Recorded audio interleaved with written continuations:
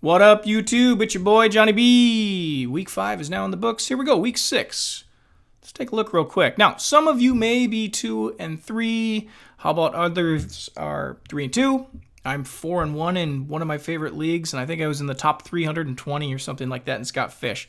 It's still early, guys. It's not time to give up, not time to panic. Just stay the course. You just can't take 6 losses. That's it. Pretty simple, right? Yeah. Very easy, Johnny B. All right, so last week we were talking about Hakeem Grant. He got, I think, a huge touchdown off a kickoff return. Not bad. But Kevin Meredith, not bad either. 71 yards. I think he had 5 receptions. And Nahem Hines, who have been screaming for the early weeks. And even, I think, before week 1, I think I told you to go get him along with Corey Clement, who is now in a battle with Smallwood, and I don't know, rumors of, Le'Veon Bell coming in. We'll see how this all pans out. But for week 6 is what you're tuning in. The speculative ad is going to be Chris Ivory. You've heard it all over the news. I'm not really giving you a guy that could be that readily available on your waiver, but if he is, go get him, obviously. I mean, don't mess around. How much budget-wise? I like to spend the money on a guy like him. Go for 30% of your budget. Go get him. Ronald Jones, where did he go?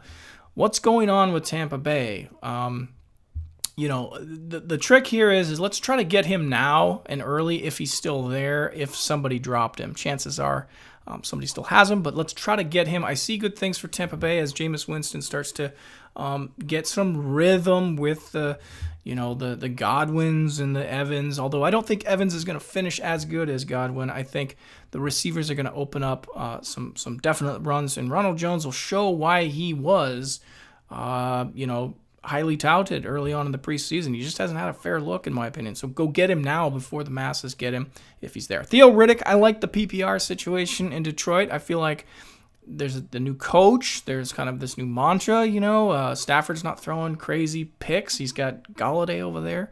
And I just think I'd like to be a part of the scat back team with Theo Riddick. I mean, if you've seen what I've been recommending mostly here, it's definitely the scat backs. Mike Davis, I didn't put him on the show last week, but I grabbed him in a couple leagues. I'm not going to lie to you. I knew about him. I had him. I did not start him. I'll be honest. I didn't start him. I didn't think he'd do anything. I didn't even know if he'd be a recommendation, and then he does well. So for Seattle right now, it just depends. And I'm really not interested in that backfield, to be honest with you. But he is a guy, and this is kind of a deeper league show. Maybe he's there. But right now, the top of the list has got to be what's going on in Buffalo, only because of the news with Shady McCoy, right? We don't know yet if that's gonna come to fruition, but assume so. Go get Ivory. And wide receivers, we're gonna talk Robbie Anderson on the Jets. Sam Darnold, not bad, man. Of all the quarterbacks, I knew he'd be the veteran of the bunch just because he has that, it factor coming in. Not bad from what I've seen. Green Bay.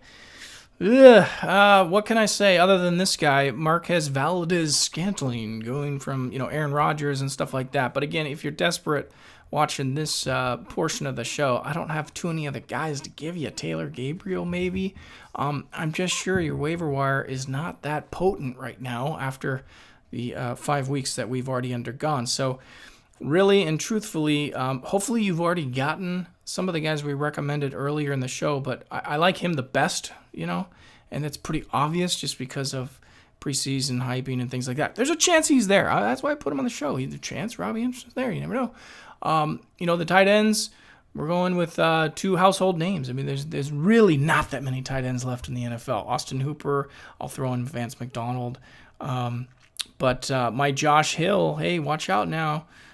Saints threw a touchdown to that guy, and all we need is Ben Watson to kind of just fade away. Love Ben Watson. I've won years and years and years with him for my 21 years playing fantasy football, but I'd really like him to kind of fade away somehow, some way, and Drew Brees can go back to hitting the single tight end set right now. So that's kind of what's going on there. I'll tell you a couple things that I'm looking at for Scott Fish anyways. Like I said, I'm not doing great on record, but I was in the top 300 here.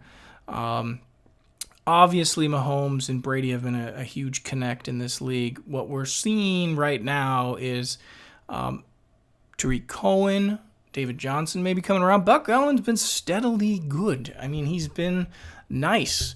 Austin Eckler, another guy that I just said I must have him, right? And now I'm just waiting for this Dallas backfield to open up with a waiver gem like Rod Smith. Bo Scarborough, we're not going to see a lot this year, but, injury provided to anything can happen. You never know. That's why he's on my bench. That's why I'm staying deep. Amari Cooper, most frustrating guy in fantasy football we were talking about. Juju is really, really taking over, I think, in fantasy football. A lot of people ask me questions. I get millions of questions before August or September. What do you do with Juju? Do I take him in the 4th round? I said, 4th round? Hell no. You get him in the early part of the second or mid-second. And people were laughing, going, wow, you're out of your mind. I'm not taking him that early. Yeah, well, see what's going on now. I had him last year as a rookie, fellas. In the Scott Fish as well. Dez, we don't know what the heck's going on, but I took him, just like I have Edelman now back off suspension, Sterling Shepard and DJ Moore. Moore is really starting to take charge. I did not see Calvin Ridley doing what he's doing. Good for him, but this was my guy. I thought he'd be the best rookie. And then also Sutton, who I was waiting for a big game, and then I don't know what's going to happen to him right now, but I am a big fan. And then Cameron Brate stepping into a nice situation. I think I've dropped Virgil Green. I'm pretty sure I did. And then Luke Willison, I highlighted him in red because I don't know what the hell. You guys tell me what you think of him. I have no idea, man. Detroit was a tight end looking passing team, and not anymore. I don't understand. So that's kind of what's going on with that one. And, all in all, I'll say this. I think we've asked for 4 or 5 weeks of fantasy football, and we got it, right? So 4 or 5 weeks are in the books. You should have some sort of idea of where you stand now and what you need to do. A lot of people ask me, do I make that trade?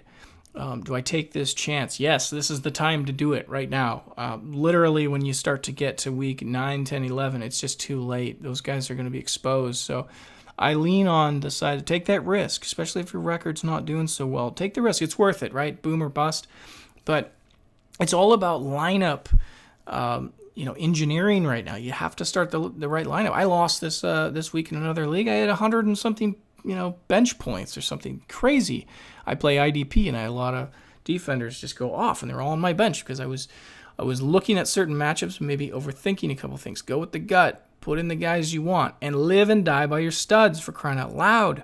I hear this all the time. You bench a guy, and then you're like, well, I didn't know. You play your studs, and you die by your studs, and that's just the way you live fantasy football. Week 6 coming up. Johnny B, thanks for listening. We'll see you on the next show. I appreciate all the help, guys, and at least somebody's out there, getting some benefit here, and that makes me smile because I have a lot of fun with this. I'll see you on the next show. Be good now. Bye.